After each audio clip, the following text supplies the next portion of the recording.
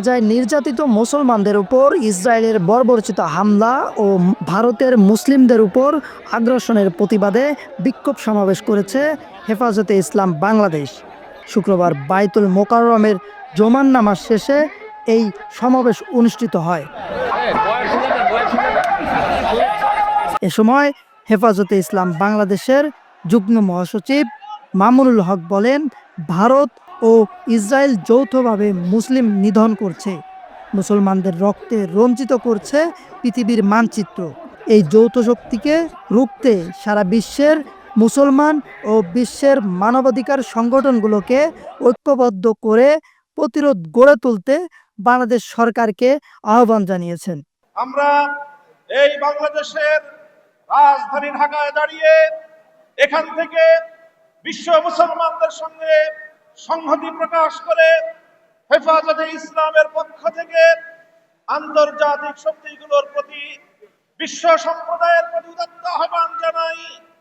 বিশেষ করে জাতিসংঘকে আমরা স্পষ্ট বার্তা দিতে চাই, আপনারা যদি এভাবে ফিলিস্তিনে নিরপরাধ নারী, শিশু, আবাল, বৃদ্ধ বনিতাদের হত্যাকাণ্ড এবং রক্ত প্রবাহ বন্ধ করতে না পারেন, এই যুদ্ধের দাবানল সারা পৃথিবীতে ছড়িয়ে পড়তে পারে।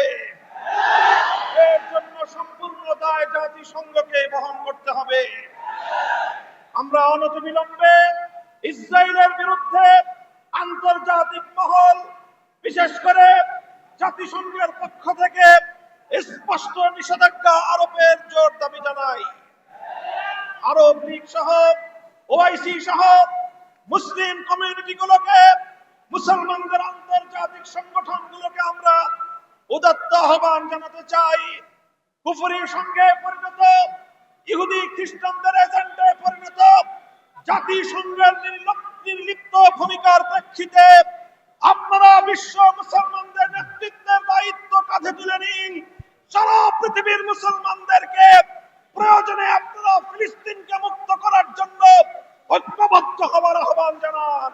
এছাড়াও বিক্ষোভ সমাবেশে আরও বক্তব্য রাখেন হেফাজতে ইসলাম বাংলাদেশের সিনিয়র যুগ্ম মহাসচিব জোনায়েত আল হাবিব।